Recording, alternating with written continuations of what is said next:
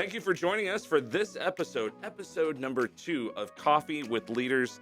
It's the podcast about leaders for leaders, sponsored by Legacy Business Consultants, improving employee performance, development, and engagement. All of the coaches at Legacy are Maxwell certified members, by the way. You can find out information about Legacy Business Consultants at legacybc.net and on your social media of choice. That's right. Welcome. My name is Jamin Baxter, and I am joined by one of the best in the business. He's a leadership author. He's a coach. He's been helping people across the world level up their leadership for the last 20 years. Welcome, my friend, Mr. John Barrett. Yeah, it's great to be here. And Jamin, we are ready to rock today. We've got a phenomenal guest. If you listen to episode number 1, we kind of explained the premise behind Coffee with Leaders. And if you didn't listen to that, we would challenge you after this episode, go back and listen to that. You'll understand kind of the framework of why we chose the questions that we're choosing. Yeah. But it's really just geared towards giving you the secret sauce. What makes the leaders that we're interviewing, what makes them so successful, kind of peels the curtain back.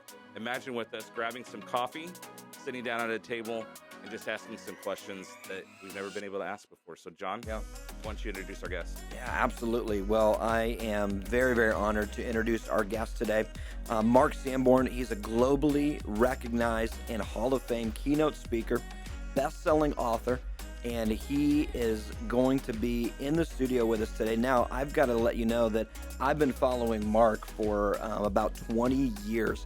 He doesn't know this, but he has been a lifelong mentor and a coach to me through his books and resources and videos. And so today is a really, really special day for me because one of my heroes that has really impacted who I am and my leadership journey, and then impacted so many people that I've been able to impact. Ladies and gentlemen, without further ado, we've got Mark Sanborn with us in the studio. Mark, it is so great to have you here today with us. Well, John, you just made my day. One of the highlights of my career is when I find out I positively influenced somebody who positively influenced others. So That's right. thank you for the kind words, and I'm delighted to be with you both on the show. Yeah, it is so great. I know that, Mark, your name came up right away when we began to kind of think through who we would love to invite on this show and be with us. And I'm so excited just to hear some of your wisdom today. I've even got the Potential Principle, one of your books right here with me. This is one of my favorites, Mark. Now, all of your books are my favorite. I got to say that. But the Potential Principle is really, really great one. The Fred Factor is when I got introduced early on to you so many years ago with your resources. But boy, this book was awesome. And I just thank you so much for putting that out. If our listeners, if you've not got some of Mark's books, you got to pick them up. Potential Principle is phenomenal. Mark, real quick, this is kind of off script, but I mean, what was the birth idea or the seed of this book for you that really sparked this one into existence? Most of my clients over the years have already been successful organizations or people that wanted to become more successful. You know, to use an old cliche, the people that most need to hear the sermon usually don't go to church. Yeah. And so I wasn't speaking to people and organizations that weren't already performing at some pretty high levels. And so I started doing a program called How the Best Get Better, because I say that better always beats best. And, you know, we think the hardest thing we do in life is become the best at what we do. Excuse me. And certainly that is difficult. The only thing more difficult is becoming the best at whatever you do, the best in your business, the best in your market space, and then continuing to improve, because the roadway of life is littered with people that were once the best and then fell from grace because they didn't have a process for continuing to get better. So that's the genesis for the book. And John, you mentioned 20 years ago, the Fred Factor is coming out in a 20th anniversary edition that John Maxwell kindly wrote the forward to the original and an expanded forward to the 20th anniversary edition. So great. I'm pretty excited about the fact that for 20 years that book has continued to have an impact. Is that this year that is coming out? March, it's 20 years old in 2024, and that edition will be released in March. Okay. Oh, wow. I'm excited for that. That's great, Mark, to hear that. That's awesome. We'll share that on our social media when that Yeah. comes out. So make sure you send us a link and we'll ask them to pre-order, ask our listeners to pre-order that. Yeah, absolutely. So yeah, go ahead, Mark or John. Yeah, well, we've got a series of questions, as Jamin mentioned earlier, that we go through. Really, we know that questions are how we grow, it's how we learn, it's how we get better. So we've just got a series of questions that we want to kind of unfold here and jump in. So, Jamin, I'll let you jump in with the first question, and we'll just kind of launch from there and have some coffee and talk and chat about leadership. Mark, what is the greatest lesson that you've ever learned in life? You know, in my work, I say leaders don't know the right answers, but they ask the best questions. And that is one of the most difficult questions I think anybody could be asked or answered. I, by the way, when I turned 50, and again, I updated it at 60, I wrote down the 50 most important lessons I learned in life Mm, at 50, and then I added 10 more at 60. And the reason I did that was twofold. Secondary was that I wanted to kind of rehearse what I had learned so I didn't forget it. But more importantly, I wanted to leave a record for my boys. My sons now are 22 and 25. And if anything were to happen to me, I wanted them to know what I had spent a lifetime learning. So today, after many years, I think the biggest lesson I've learned is that the older you get, the bigger the lessons are, but they're a little less frequent. mm, When you're young, research says you are very high on something called fluid intelligence. Fluid intelligence is the ability to learn really quickly and to kind of be a sponge for ideas. And as you get older, at some point, there's no definitive point in time, but older people are very high on crystallized intelligence. And crystallized intelligence is powerful because it allows you to make connections you couldn't make when you were younger simply because you didn't have the experiences and the data points. right. So now it's always pleasantly surprising when I have a really big insight, and I'm reminded of a lot of important things on a regular basis. But the big insights, they're less frequent, but they're bigger because I guess if I could use a layman's understanding of those two concepts, I'm drawing on a lot more data points and a lot more experience. So you would expect then that you'd have fewer new insights, but the ones that you have would be bigger. So I guess to kind of summarize all that, that the biggest lessons keep happening. They just happen a little less frequently as you get older. Yeah, that's good. And I'd be curious, Mark, when you think about young leaders in the context of what you just shared in that, and you think about young leaders that are taking in so much information, right? Every moment is hopefully a big moment for them where they're learning and growing. What's some advice that you would give in sort of the context of, you use some science in there in terms of how our brains formalize and that? What was some advice you might give to young leaders in terms of how can they sort of take in everything that they've got, and because there's so much, not maybe lose sight of that because you're learning so much so fast? Does that make sense? It does. And there are a few things that come to mind. I think the first is to beware of the really easy ideas. Because of the prevalence of social media and the speed and the ability to disseminate a lot of information, there's a lot of bad information out there. Mm, And in the old days, not that many years ago, the hardest part of learning was accessing information. Well, now the hardest part is assessing because you can mm. access information Wow, instantly, that's but a good. lot of it, regrettably, isn't accurate. The second thing is I would pick leaders who have proven experience in some genre of leadership, not just writing about it, but having led. You don't have to have been the number one CEO in the world to have some insights onto leadership. But just like I wouldn't want to go to a seminar on how to get rich led by somebody that had never been rich, I wouldn't want to, or wouldn't think I could learn a lot from someone about leadership who had never led a for-profit, nonprofit, some kind of an organization. And then the third thing I would say is when you are younger, and I only speak because I did this, I would gather a lot of ideas, but I didn't organize them well. And, that's one of the things that John Maxwell does so Yeah. well, and I've learned from him is the ability to organize your ideas so that earlier on you can make connections.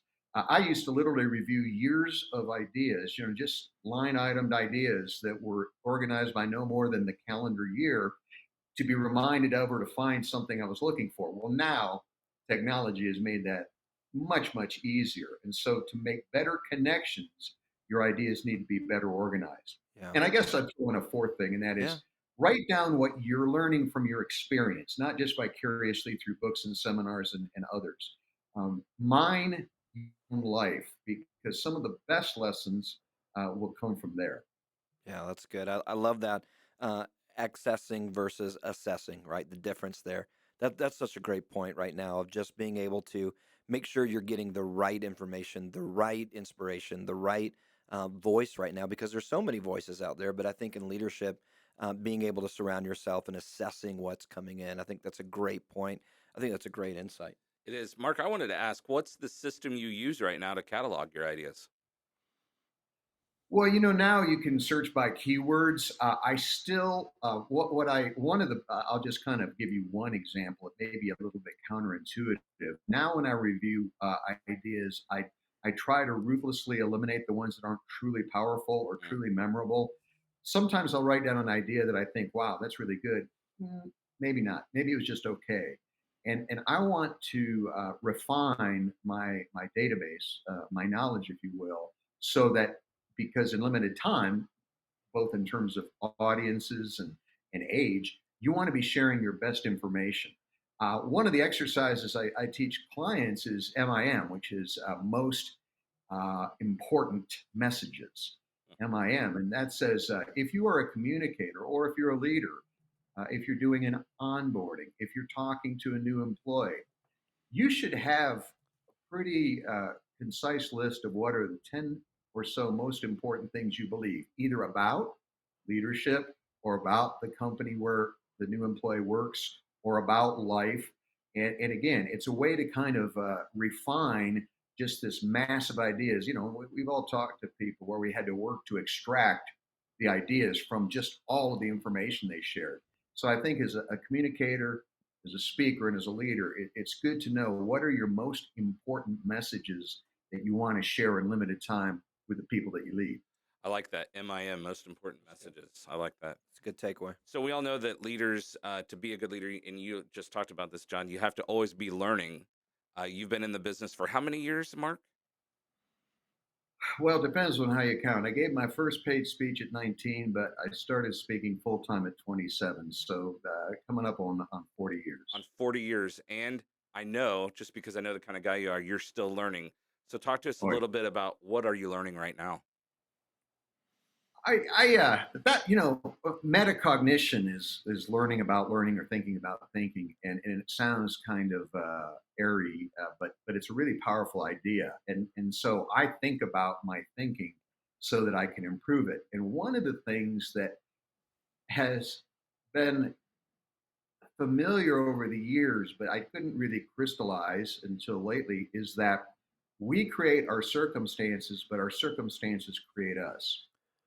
Too often I think we focus on what we make happen. And we've all heard that saying, you're responsible for how you respond to what you can't control. And that is pretty obvious in the big areas. But little circumstances uh, offer the opportunity to really learn. I've come to believe we like success, but we learn far more from failure. Um, we remember things with a greater emotional impact, and failure tends to have a greater emotional impact in many instances than success does. So I think, for instance, let's take COVID. Now, COVID was a pretty big circumstance. I could have, bemoaned my COVID vacation, as I call it. I've been traveling probably 165 days a year in the past decade before COVID. And then COVID hit, and it was the longest I was ever in my home since I purchased it. The longest I ever spent with my wife since I married her. I'm not sure how she thought COVID worked out for having me around so much, but a couple of things happened. First, that circumstance freed up more time to study. I believe I learned more during COVID than I had the previous 5 years. For Wow. the simple reason that I had more time and space to learn, to get very intentional, to use new tools, to do deeper dives. Another thing I did is I had a chance to do some peer research. So often we use secondary research, what somebody else learned.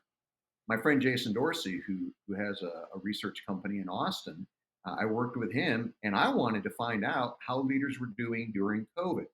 And you think, well, that's pretty specific research because COVID's over. Yeah, but COVID is a crisis, and there'll be other crises, whether it's a lockdown, a quarantine, an economic disaster. In other words, leaders lead through crisis differently than they typically lead when there is no crisis. So I used, some original research, over 1,000 respondents, so high level of validity, and I was able to extract some lessons for the first time that were research based, not just observational or anecdotal. And I also came out of COVID actually weighing less than I do now. I'd like to get back to my COVID weight because that circumstance offered the opportunity to cut back on exercise. Could no longer go to my gym, to eat more because, after all, there weren't a lot of fun things to do during COVID. But I made a decided, took a stance of saying I want to not have those things happen. So I developed a program during COVID that I could use. And I wish I'd have followed it post COVID because now I'm my weight is higher than it was then. So that's what I mean by, we create circumstances certainly, but don't ever take for granted that a circumstance enforced or imposed on you by life isn't rich with opportunities, because they can be often opportunities that we don't see when we're busy creating circumstances. Mm. I kind of feel like he answered that question and the next question, which That's is right. how has failure shaped your life? That was a twofer right there. Yeah, well, failure, wow, nobody likes it. And it took me a long time to come to terms with it. Uh, that every failure does have, and I'm not. I want your listeners and viewers to know this isn't happy talk. It's just when you do fail, which is inevitable, you can either learn from it or you can languish in it. Mm. And I certainly am guilty of having languished in my failures, but I always now ask the question, what's the lesson here? And there's often more than one. So don't waste. Just as the political bromide says, politicians never waste a good crisis. We as people should never waste a good failure. Yeah. Postmortems, are a really good thing for a leader to do with his or her team if something doesn't go right, or even if something does go right, ask the question why it did. It's easy to ask why it didn't work. That's a typical postmortem.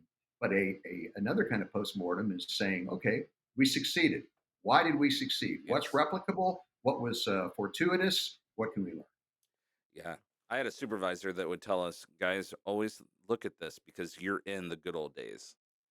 And I liked that. And then to piggyback off that, when I'm on the mountaintop, because I know the valley's coming, I always try to just embrace where I'm at right now and appreciate the mountaintop. And then when I'm in the valley, what can I learn from it? Yeah, that's good. I'd be curious, Mark. You talked about that post mortem and just assessing and kind of reviewing and reflecting upon when failure happens, so that we do extract those learning moments. You mentioned a few questions in there, which I think was good, and maybe you just reiterate that. But give me kind of an example of how do you go about? I know with a team it might look a little different in terms of a kind of a corporate mindset, but in terms of just personally, when you go through something, what's your process when there's maybe a failure or just something that you didn't go as you wanted? How do you go about that review process? Do you have a framework? Is it more just intuitive? Do you literally have kind of a series of questions that you go through to reflect and extract that? Or what does that look like for you, that process of reflection? Yeah, kind of yes and no. But I'll give you three questions that you can use individually and you can use with the team. However, I often remind leaders when I work with them, you can't get full credit unless you take full responsibility. So if you take credit for the success of your team, and you should always share that credit, but if you take credit for success, you should never place blame for failure. Not That's good. because something didn't happen that you couldn't control, but that's just table stakes. That's part of the game of life. So you got to get full credit. You got to take full responsibility. And the three questions that I kind of ask myself, but you could ask your team is what went right? That's the focusing on the positive. What went wrong, and what could have been better? That's the third Mhm. question is my favorite. Yeah. What went right and what went wrong are fairly self-evident, but what could be done better is where you improve. The first two questions, the first question, what went right, is what you replicate. The second, what went wrong, is what you fix. The third is what could be done better is where you improve. So those are, I try to keep it simple. I have Yeah. become increasingly a fan of Occam's razor. Everybody Yeah. hears about Occam's razor. He was a theologian. If you Google him, you'll find some really cool drawings of the guy. He looked very serious, but the paraphrase of Occam's razor, also known as parsimony, is that you should make things as simple as possible, but no simpler. Yeah. And it's a fine line between simplistic, and there's a lot of simplistic in the world. The 3 steps to becoming a world class leader. Okay, well, maybe there are 3 steps to becoming a better leader, but in 3 steps, you're not going to become a global leader. Sorry. However, there are some things that you can mine deeply, and those 3 questions are good jumping off point.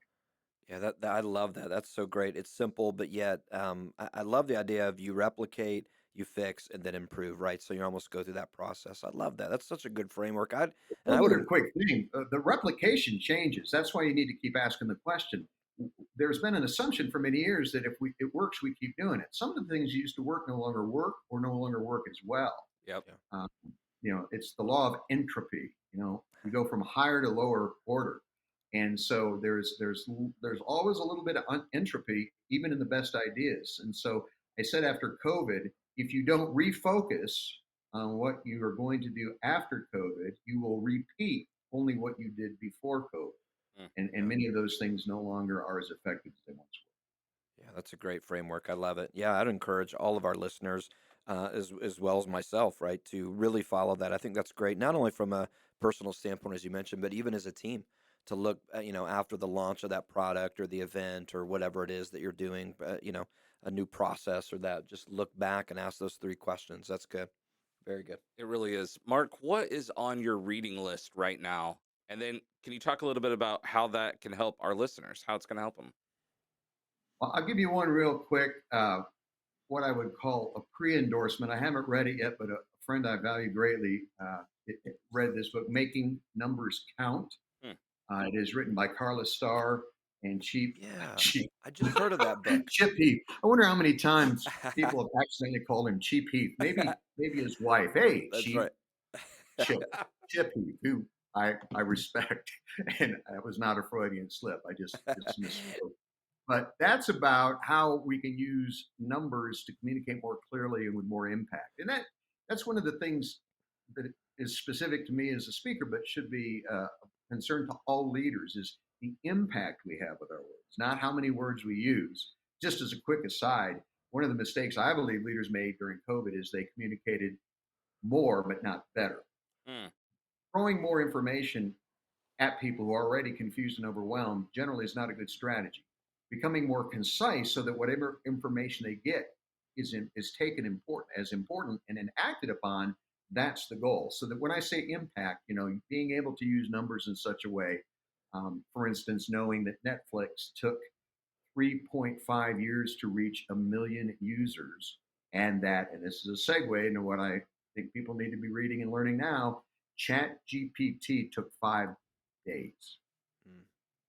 A million users, 3.5 years Wow. from now, 5 days for Chat GPT. And that is my singular focus, and that is artificial intelligence. I have come to believe that it isn't as important as the internet. It's bigger. Mm. The internet allows it, enables it, it complements it. But I think that as excited as everybody seems to be about it, I think this is a history changing technology Yeah. that we don't begin to know the implications of. And a couple of things as I was thinking about the show today. The first is if you don't have a Chat GPT free account, get one. Mm. Because you can do a lot to learn about it. I now have a premium account, which is $20 a month, which if once you start using it, will blow your mind Yeah. about what you can do with it. And that's before all of the plugins. There are now, I think, 30 different Chat GPT apps or more that you can use so that you can send Chat GPT to your own website to summarize your own articles, to edit your own videos, to Wow. suggest improvements. I mean, it really is, it's crazy. Yeah. But first, get an account. Number two, play with it. And remember that the one thing as a jumping off point, I am not an AI expert. Trust me. I have friends that are, and I know more people that think they are that aren't.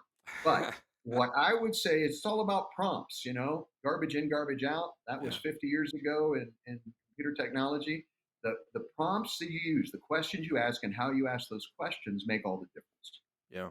I, Yesterday, for fun, I sent it to my wife. I went to ChatGPT hadn't done this before, and I said, uh, write an article from my perspective, my belief system, on Romans 8:28. Give me 4 or 5 bullet points with 3 actionable ideas. And 40 seconds later, I had a sermon. Yeah. It wasn't Jonathan Edwards or Billy Graham worthy, but I had a sermon. Then I sent it to my wife. I said, look what I was able to get in 40 seconds. Then I took that same sermon, I fed it back into ChatGPT, and I said, include a joke and 2 illustrations. And it came back with a really bad joke. But, it's not perfect. At least it did what I asked it to do. I should have said, come up with a good joke. Yeah. And then we had 2 illustrations. Now, it doesn't matter. I did that for fun because Romans 8:28 is one of my favorite scriptures. But you can do that with literally anything. Um, Keep in mind that ChatGPT, I think the data set was frozen around 2019. Supposedly now they're going to unleash what's happened and populated the net since then. But with a plugin, you can send ChatGPT out to websites to do the work that you want it to do. Yeah. So, even though, what happened since 2019, like if you ask about COVID, it'll tell you, sorry, but, my data points, my information ends in 2019. Mhm. Okay, so having said that, there's three things I want your listeners to think about AI if they take on the challenge of learning about it. Don't get overwhelmed. You got to run fast, but you don't have to run scared. The first is the practical side of AI. You've got an article. Your boss says, you know what? I want you to write an article about why using our firm is a better value proposition than using our competitor XYZ. Using your prompts, you can go in and you can say, send it to your website and send it to your competitor's website and say, write a compelling 500-word article about the 3 reasons our firm has a better value proposition. Um, that was actually would require using a plugin. So let me make it even easier. Come up with 3 points why using a social media firm to do your social media is cost effective. That way you can just put it into ChatGPT. It doesn't have to go anywhere to get that information. Now, keep in mind, and I do this all the time, I play devil's advocate with myself. You can also say, come up with 3 reasons why using a social media firm isn't cost effective Right. in doing your social media. So people need to understand this basic premise. Your output's as good as your input, and it is objective only to the degree you are objective. So if you think you're going to get some kind of ruling about something really important, you might want to rethink that. So the first is practical. The second is pioneering. I've got friends that are doing things right now that I hope to learn to be able to do with the relaunch of the Fred Factor. Things that would have taken a team of 3 people months to do, I have friends accomplishing in a matter of minutes. Now, they've spent hours learning the prompts and learning the technology. So I don't want to make it sound like they woke up one day and said, I'm going to be a pioneer in this area. They did the hard work, but now they have the tools to be truly innovative. And the third thing I'd like people to think about is the philosophical, because there are a lot of, opposing viewpoints. Mark Andreessen, venture capitalist, wrote something anybody can Google. It's a long piece called Why AI Will Save the World. But you can also get opposing viewpoints from very smart people about the real inherent dangers in AI. And if we think it was hard to assess information before, AI can literally use your face, sync your lips to words you never spoke, and create a video of something you never did. Which, by the way, for those that like to read, Michael Crichton wrote about over 25 years ago in one of his novels. And back then it was a clever idea, and in 2023 it's reality. So that's what I'm learning. That's at the top of my what I need to know list. And frankly, it's a lot of fun. Yeah. Well, and I think, I always say that AI is going to be a leader's best friend here eventually. Or And its worst, or yeah, his or or her it worst could enemy. be your worst enemy. Yeah. My friend Ford Sake says, well, AI won't replace you. It'll only replace you if you don't understand how to use it. That's Right. that's good. You know? No, that's good. And I think those are practical tips, Mark, on how leaders can use AI right now and really lean into it. And and understand it, like you said, right? So that they know where the pitfalls can be, where the dangers could be, but yet where the leveraging points can be as well that can really enhance and really improve. So I appreciate you Indeed. kind of unpacking that a little bit. So are there any, I'm just curious, and if there's not, maybe it's just a big conglomerate of things. Is there one or two specific resources that you're kind of digging into where you're learning about AI right now? Is there a book or a website, or is it just kind of taking it all in and researching everything? Yeah, there. I just ran across. I can't vouch for it. I've just started reading every day a website called Superhuman Mm, that focuses on AI specifically and provides kind of a cross section of articles. And I found it very interesting and helpful. They also, in the few days that I've used Superhuman, and by the way, if I'm getting it wrong and it's super brain or super mind, please put that in your show notes so people sure. don't go, he's hallucinating again. But I'm pretty sure it's Superhuman. And, the other thing is look for people who have a background in artificial intelligence who are writing the books, not people who are jumping on the ebook bandwagon Sure. and blathering. People are writing ebooks about artificial intelligence using artificial intelligence. That's gonna say they're using Chat GPT to write their book. Yeah, which is kind of an interesting thing when you think about it.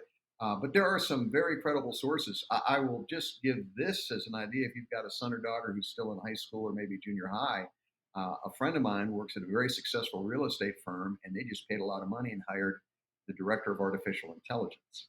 Wow. Now, who would have thought that when we were in high school? Yeah. That would have Wow. been That was that like would have the been sci-fi movie right there. yeah. Yeah, that would have been the Matrix 2.0 right there movie, right? That's Yeah. incredible. Mark, you've had a long career. You've been successful. What are some things that you've done that our listeners should do? Maybe we've got listeners that are early on in their career, in business or in parenthood, or maybe they're wanting to be a public speaker. What are some things that you've done that our listeners should do? I'll begin with something I didn't do that listeners should do, and I didn't do it 30 or 40 years ago, and at least I have a good excuse, although it's not a valid excuse, and that is customer relationship management, CRM, tracking names and addresses of people who you know, did business with you, bought from you, hired you. I was late to the party on that, mostly lethargy. I was having too much fun speaking to actually track, some of those things that would have really helped to drive my business even more in the future. So I would say, relationship management, whatever software you choose, um, your reputational and relational capital is paramount. And I don't just mean keeping a list of people. I mean having a list of what I also call I talked about most important messages, most important relationships. Good relationships need to be nurtured. I occasionally will scroll through my cell phone contacts just to see if there's someone I've fallen out of contact with that I want to maintain contact with. So I'm very intentional about that. I also think that we bought into a myth, and I'm a little older probably than most, if not all of your listeners, but growing up in the 60s and 70s, we were told that it's about that relationships thrive not based necessarily on quantity but quality, right? So if you're a workaholic and you only get really 10 powerful minutes a day with your son or daughter, that'll replace the lack of quantity, and that's not true, right?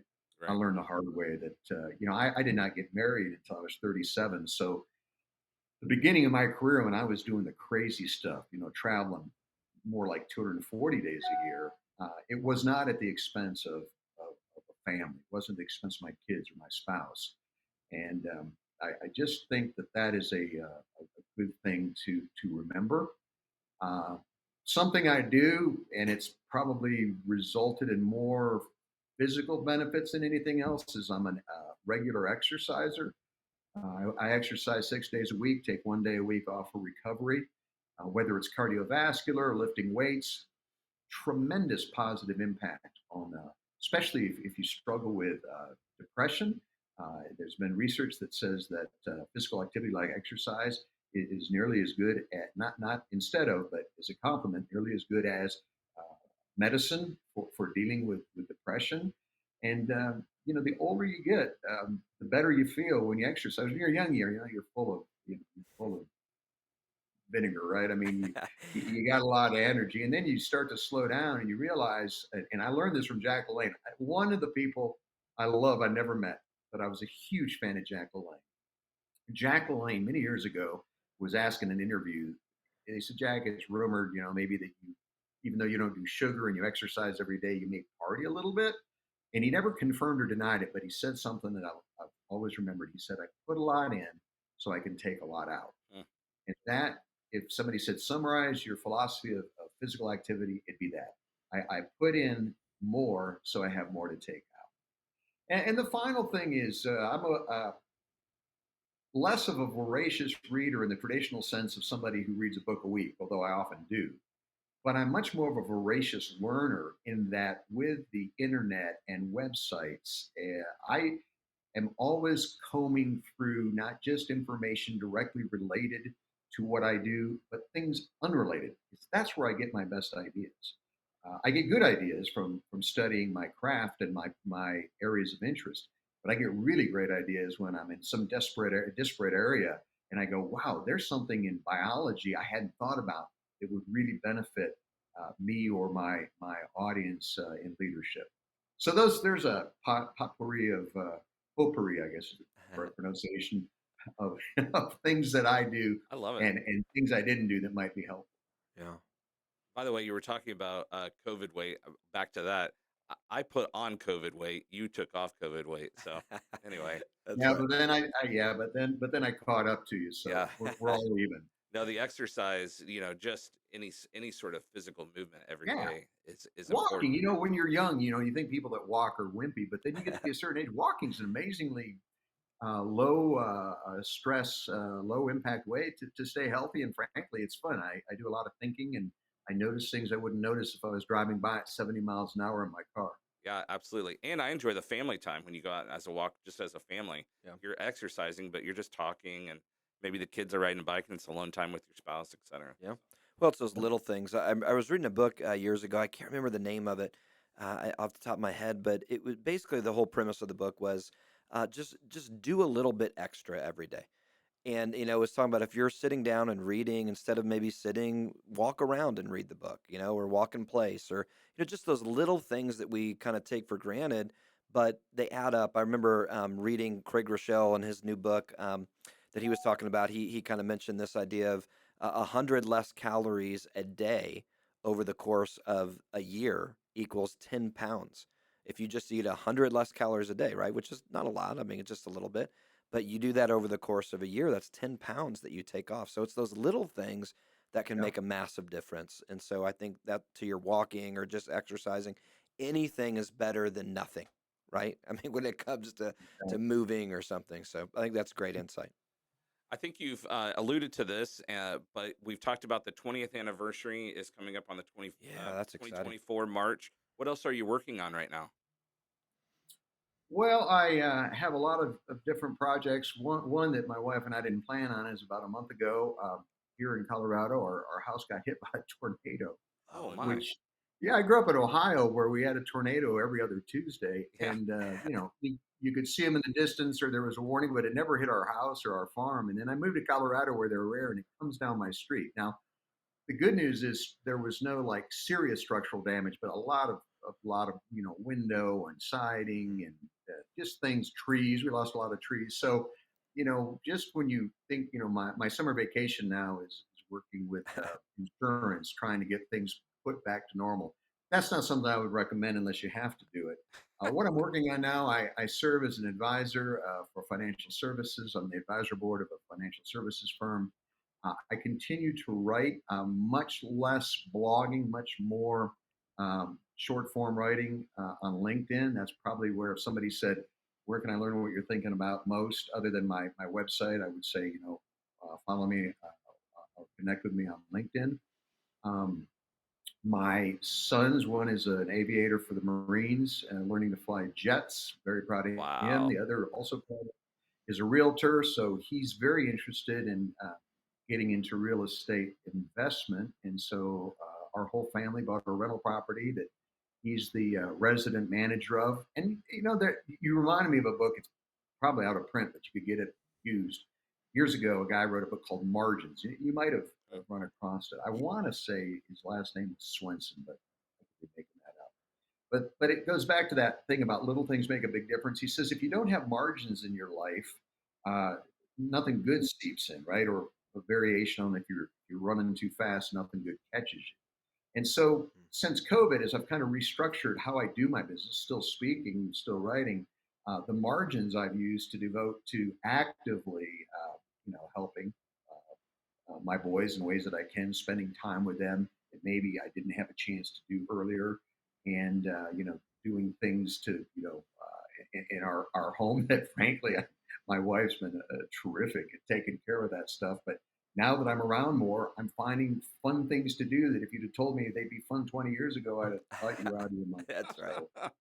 So lots and lots and lots of little things. The big thing being, of course, the 20th anniversary, the Fred factor. My mantra is be extraordinary. Nobody can prevent you from choosing to be extraordinary. You might not be rewarded or recognized for it. You might not have been taught how to do it, but ultimately, extraordinary is a choice. So if you wanted to summarize all those years of books and speaking, it would be extraordinary. Yeah, I love it. That's so good. One of our at Legacy Business Consultants that we're a part of is empowering leaders to be extraordinary, right? And that inspired there from you, Mark, and that. But I think that and it's that little extra, right, in the ordinary that makes that extraordinary, right? Just that little extra effort every day. So, Mark, this has been so good just hearing from you and you sharing just kind of behind the curtains what's going on in that. And I know you've got a huge following of people that have been so impacted by you that hopefully will love to hear some of those things in the Sanborn studio of the home right there. The But intergalactic headquarters of that's Sanborn and Associates. Yes. I love it. I love it. Recently remodeled. Yes. Yeah. Recently rearranged intergalactic. Yes. Well, Mark, just kind of coming down the home stretch, closing out.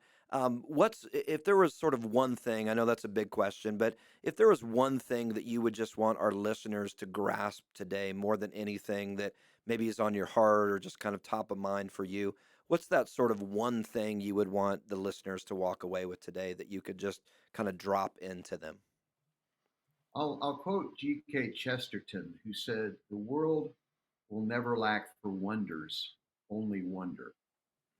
I think if we can keep our curiosity alive, there are so many things to learn and do and experience and be. When my boys were young and they were playing computer games that had more technology than spaceships when I was growing up, they'd say they were bored, and I'd say bored is a choice, not a condition. By the way, I have to remind myself of that too, because it's easy for us to just get caught up and suddenly say, "Wow, I'm just so bored."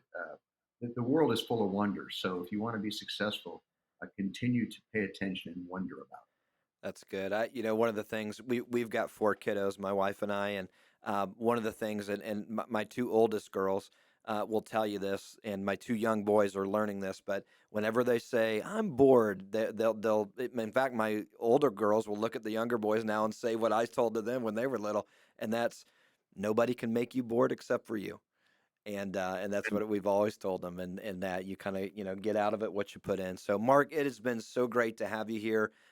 We're in our show notes and in all the promo of this show. We will link back to your resources, and we're really excited about the release of the Fred Factor that'll be coming out here shortly. But all the other books you've got, gosh, how many books have you written total, Mark? Is that Well, if you count just major publishers, 8. If you count minor publishers and a few odds and ends, a bunch more, but eight that I think yeah? are significant.